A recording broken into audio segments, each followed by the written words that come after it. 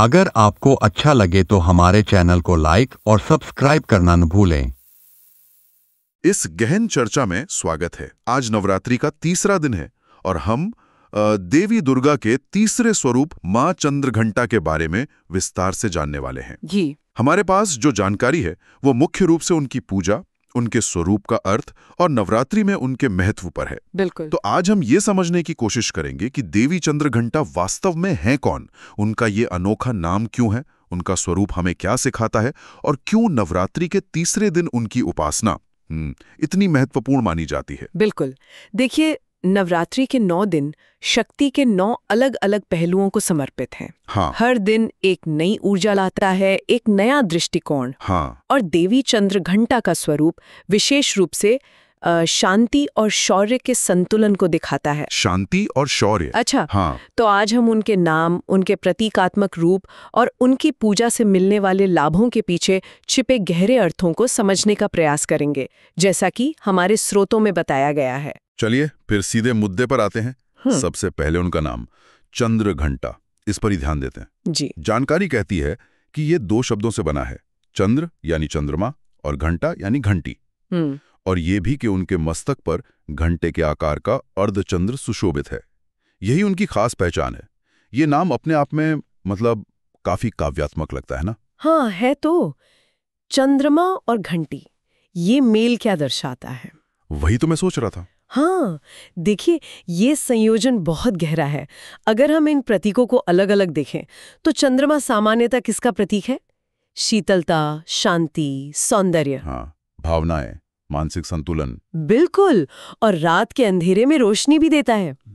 दूसरी तरफ घंटा, घंटी की ध्वनि, वो तो कई चीजों का प्रतीक हो सकती है। जैसे कि जागरूकता, सजगता, किसी चीज का आह्वान, या फिर आप कह सकते हैं वो ब्रह्मांडीय ध्वनि, नाद का भी प्रतीक है। मंदिरों में घंटी क्यों बजाते हैं? देवताओं को जगाने या भक्तों का ध्यान केंद्रित करने के लिए, है ना? सही कहा। तो जब ये दोनों मिलते हैं चंद्रघंटा, तो इसका मतलब क्या निकलता है? शांति और जागरूकता एक साथ। हाँ, आप बिल्कुल सही दिशा में सोच रहे हैं। जानकारी के अनुसार ये नाम एक ऐसे व्यक्तित्व की ओर इशारा करता है जिसमें चंद्रमा जैसी शांति तो है, शीतलता है, सौम्यता है। लेकिन साथ ही घंटे की ध्वनि जैसी जागरूकता, सतर्कता और बुराई के प्रति तत्परता भी है। अच्छा, मतलब वो शांत है पर सोई हुई नहीं। एकदम सही। वो सौम्य है पर कमजोर नहीं।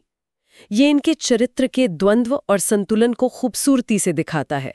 एक शांत योद्धा, वाह, जो जरूरत पड़ने पर अपनी पूरी शक्ति से गर्जना कर सकती है, जैसे घंटी बज उठती है। ये व्याख्या उनके स्वरूप को समझने में वाकई मदद करती है और श्रोतों में उनके रूप का वर्णन भी कुछ ऐसा ही है, इसी संतुलन को दिखाता है। जी। बताया गया है कि उनका मुख शांत और सौम्य है, लेकिन वहीं दुष्टों का संहार करने वाली भी हैं। उनकी 10 भुजाएं बताई गई हैं। 10 भुजाएं, हाँ।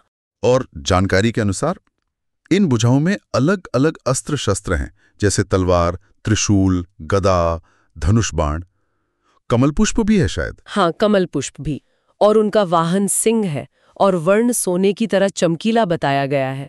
ये विरोधाभास, शांत चेहरा और युद्ध की तैयारी, ये बहुत प्रभावशाली है। बिल्कुल। और हर पहलू का अपना प्रतीकात्मक महत्व है।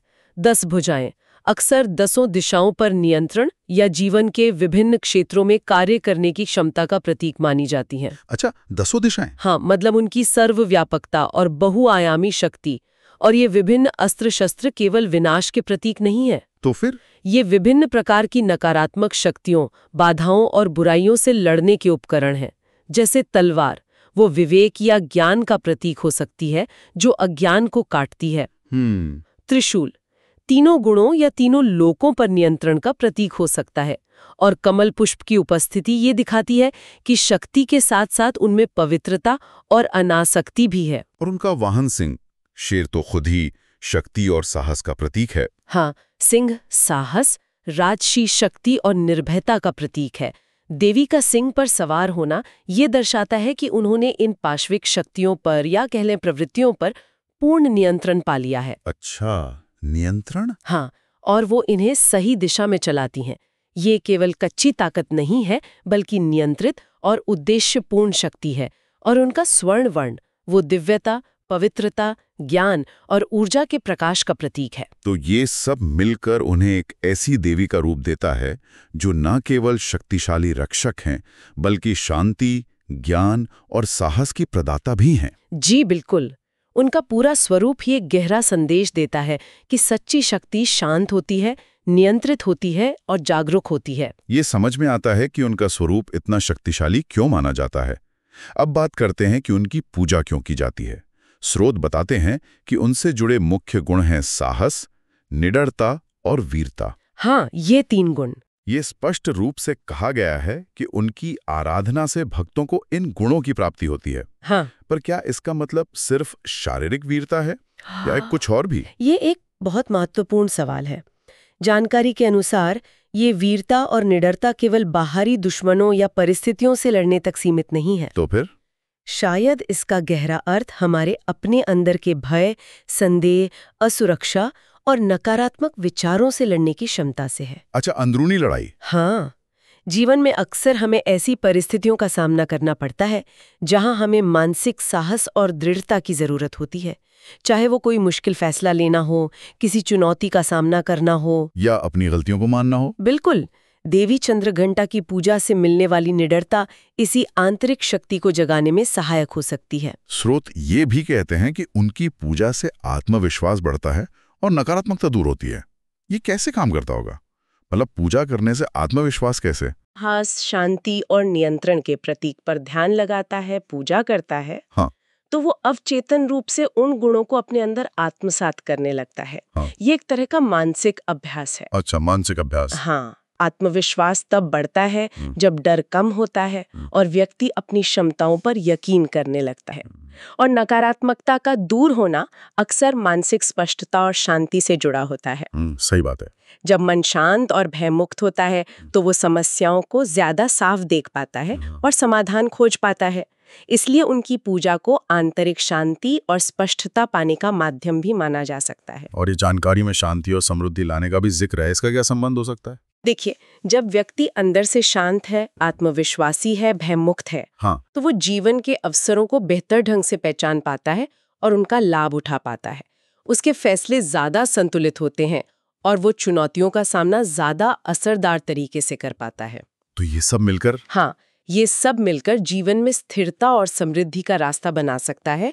और बाधाओं से मुक्ति का मतलब सिर्फ बाहरी रुकावटें हटना नहीं है, बल्कि मानसिक रुकावटें, जैसे कि मैं ये नहीं कर सकता वाली सोच, उसका टूटना भी हो सकता है। हाँ, ये मानसिक बाधाएं तो बहुत होती हैं। जी।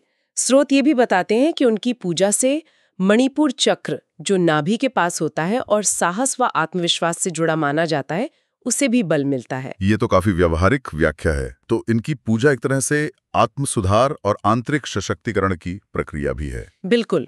अब अगर हम पूजा विधि की बात करें तो स्रोत कुछ मुख्य चरण बताते हैं। जैसा आपने कहा, हमारा उद्देश्य विधि सिखाना नहीं, बल्कि देवी को समझना है। फिर भी इसके मुख्य तत्व क्या हैं? हाँ, संक्षेप में देखें तो जानकारी के अनुसार सामान्य प्रक्रिया में सुबह जल्दी स्नान करके साफ कपड़े पहनना शामिल है। ठीक है। फिर देवी की प्रतिमा या तस्वीर को एक चौकी पर स्थापित किया जाता है। इसके बाद संकल्प लिया जाता है। संकल्प, इसका क्या मतलब है? पूजा में संकल्प? संकल्प का मतलब है एक पक्का इरादा या निश्चय करना। पूजा के संदर्भ में ये तय करना कि आप ये पूजा क्यों कर रहे हैं, किस उद्देश्य से कर रहे हैं। अच्छा, उद्देश्य तय करना। हाँ, ये मन को केंद्रित करने और पूजा को एक दिशा देने में मदद करता है, ताकि ये केवल एक यांत्रिक क्रिया न रहे, बल्कि एक सचेत प्रयास बन जाए। समझ गया। संकल्प के बाद? इसके बाद देवी का आवाहन किया जाता है और उन्हें अलग अलग चीजें अर्पित की जाती हैं, जैसे जल, शुद्धि का प्रतीक, फूल, समर्पण, अक्षत यानी अखंड चावल, पूर्णता का प्रतीक। रोली कुमकुम भी होता है? हाँ, रोली कुमकुम सौभाग्य के लिए, और प्रसाद। जानकारी में अर्घ्य और भोग शब्दों का भी जिक्र है। हाँ, अर्घ्य और भोग। अर्घ्य आमतौर पर जल या अन्य तरल पदार्थों का सम्मानजनक समर्पण होता है, जबकि भोग का अर्थ है भोजन का प्रसाद चढ़ाना। ये कृतज्ञता और ईश्वर के साथ साझा करने की भावना दिखाता है। और उनके खास मंत्र का भी उल्लेख है। ओम देवी चंद्र घंटायै नमः, इस मंत्र का क्या महत्व हो सकता है? मंत्र ध्वनि के जरिए देवता की ऊर्जा से जुड़ने का एक शक्तिशाली तरीका माना जाता है। ओम ब्रह्मांडीय ध्वनि का प्रतीक है। देवी चंद्र घंटाए सीधे देवी चंद्र घंटा को संबोधित करता है और नमः का अर्थ है नमन करना, झुकना या समर्पण। समर्पण। हाँ, ये अहंकार को कम करने और श्रद्धा दिखाने का प्रतीक है। इस मंत्र को बार बार जपने से मन एकाग्र होता है और भक्त देवी की ऊर्जा, उनकी शांति, साहस, जागरूकता के साथ एक संबंध बनाने की कोशिश करता है। और अंत में आरती। जी, अंत में आरती करने का विधान है, जिसमें दीपक जलाकर देवी की स्तुति गाई जाती है। दीपक ज्ञान के प्रकाश और अंधकार के नाश का प्रतीक है। तो ये पूजा विधि जो बाहर से सिर्फ रस्में लगती हैं, असल में गहरे प्रतीकात्मक अर्थों से भरी हैं। हर कदम का उद्देश्य मन को शुद्ध करना, एकाग्र करना और देवी के गुणों से जोड़ना है। बिल्कुल। इन अनुष्ठानों का असली महत्व तभी है जब उन्हें केवल शारीरिक क्रिया के रूप में नहीं, बल्कि भावना और समझ के साथ किया जाए। ये भक्ति, अनुशासन और आत्मचिंतन का एक तरीका है जो व्यक्ति को उन दिव्य गुणों, साहस, शांति, निडरता को अपने जीवन में उतारने के लिए प्रेरित करता है, जिनका प्रतिनिधित्व देवी चंद्रघंटा करती हैं। तो इस सारी चर्चा का सार क्या निकलता है? हमने देखा कि देवी चंद्रघंटा केवल एक पौराणिक चरित्र नहीं है, बल्कि साहस, शांति और जागरूकता के संतुलन का एक शक्तिशाली प्रतीक है। हाँ। उनके नाम से लेकर उनके स्वरूप तक 10 भुजाएं, अस्त्र शास्त्र, सिंह वाहन, सोने जैसी आभा, सब कुछ उनकी रक्षा करने की क्षमता, बुराई पर जीत और आंतरिक शक्ति का संदेश देता है। हाँ, और नवरात्रि के तीसरे दिन उनकी पूजा का विशेष महत्व इसी संदेश से जुड़ा है। ये दिन भक्तों को अपनी आंतरिक शक्ति को पहचानने, भय पर विजय पाने और जीवन में शांति व स्पष्टता लाने का अवसर देता है। तो ये सिर्फ बाहरी सुरक्षा मांगने का दिन नहीं है। नहीं, बल्कि अपने अंदर साहस और आत्मविश्वास जगाने का भी दिन है।